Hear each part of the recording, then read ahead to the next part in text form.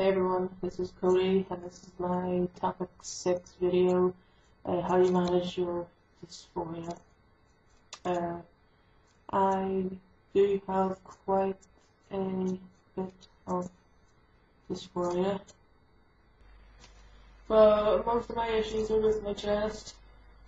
I know a lot of guys consider themselves large-chested. I don't know exactly,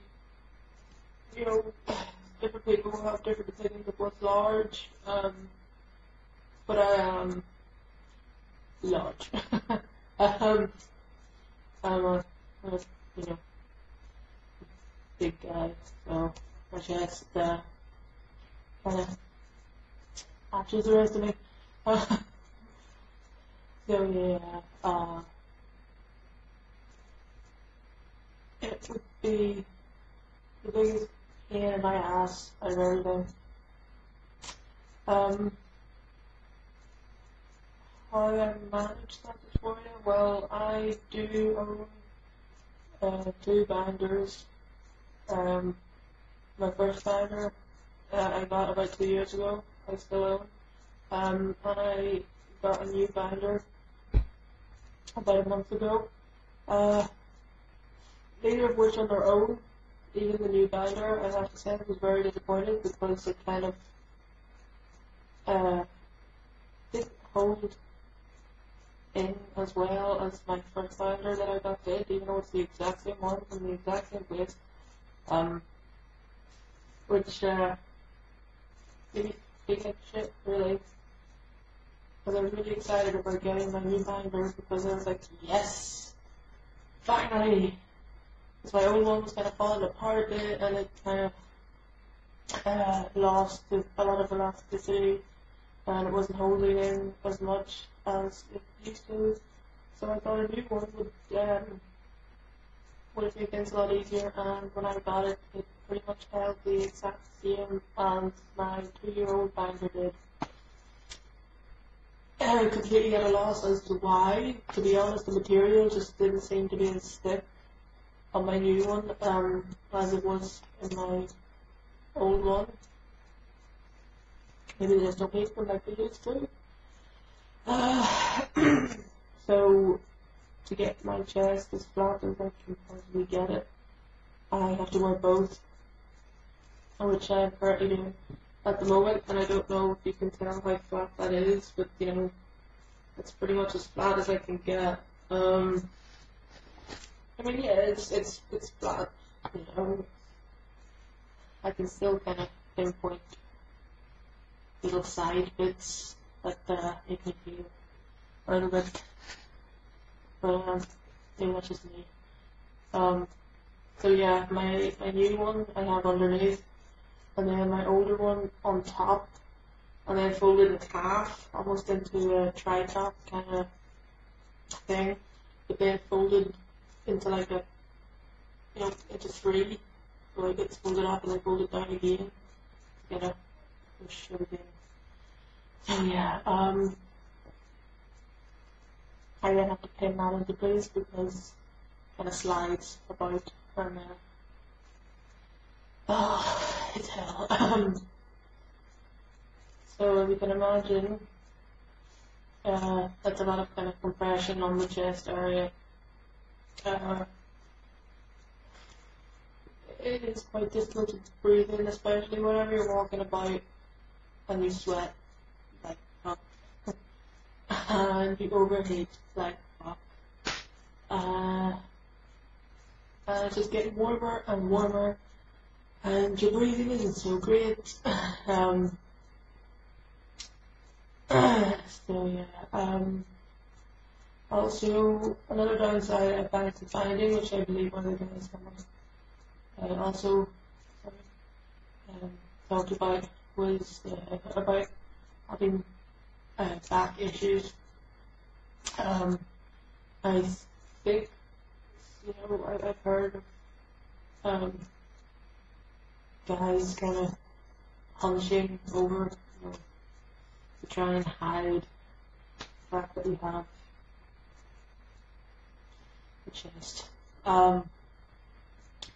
I do have to do that also on top of my binding, because if I straighten up, at all, then everything's kind of accentuates and bleh. But I experienced a lot of back problems before I started binding, and it does get rather painful being out and about, trying to walk around when you're hunching like this, and like that is terrible. Just it is unbearable sometimes. I find I can't really go out for very long because I just really can't keep up with the hunching and my back is in agony and not the greatest predicament to be in.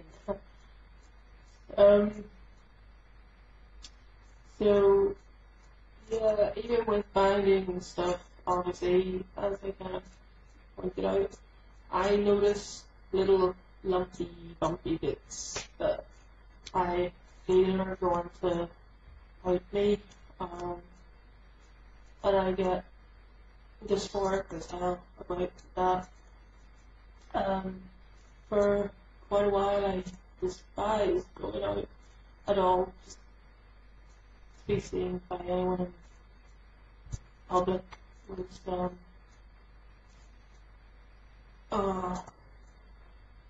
it was horrible. Just the thought of it, not even being out, just the thought of it was.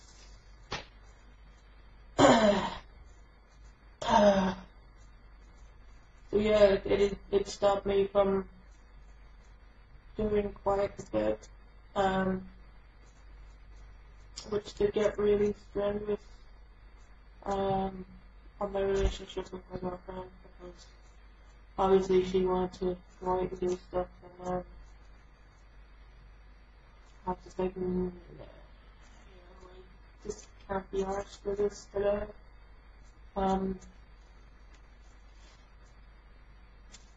So yeah, for quite a while it was stopping me from doing a lot of things. I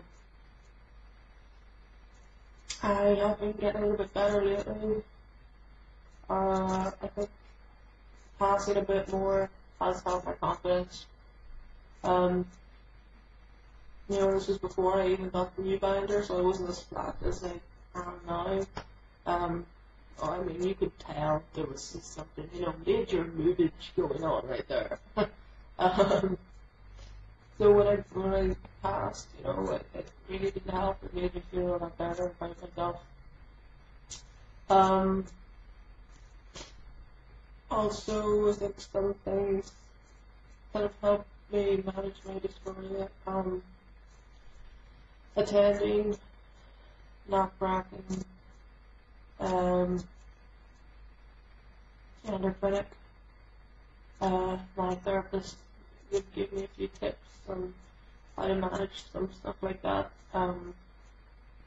Basically, it's the whole kind of concept of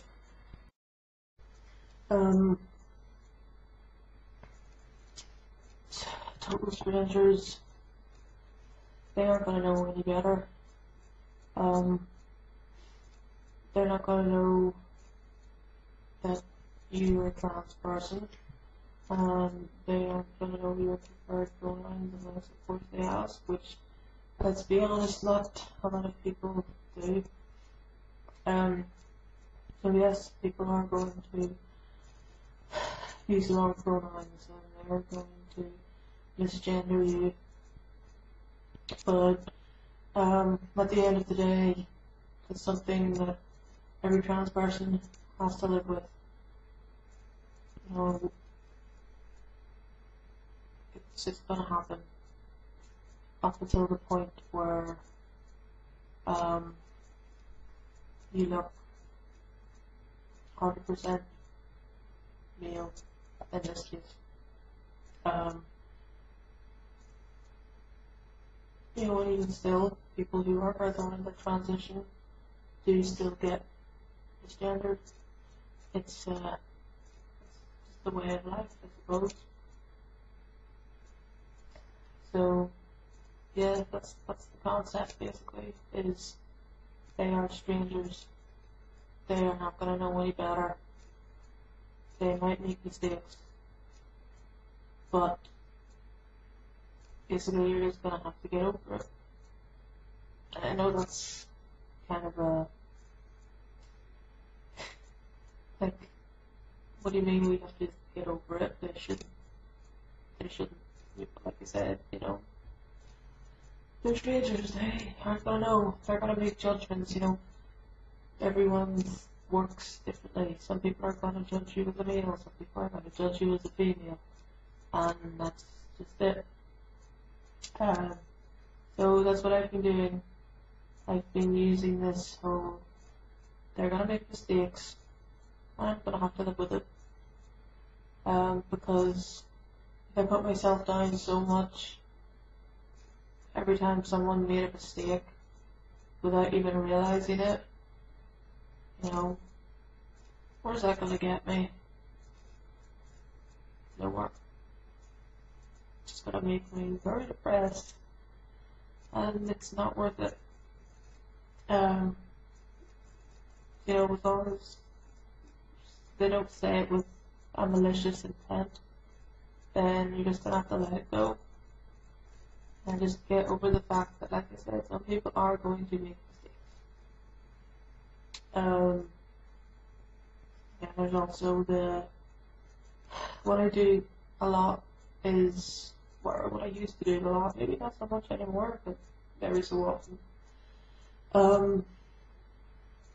When I'm out, I would look at people and go, they're looking at me. They are looking at me. They are thinking something. And I get paranoid.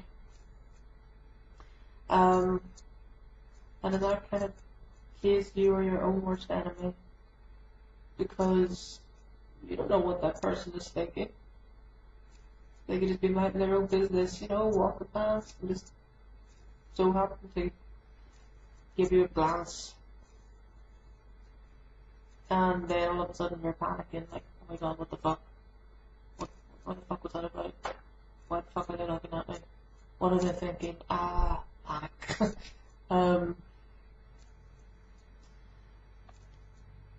Which, like I said, is what I tend to do quite a lot.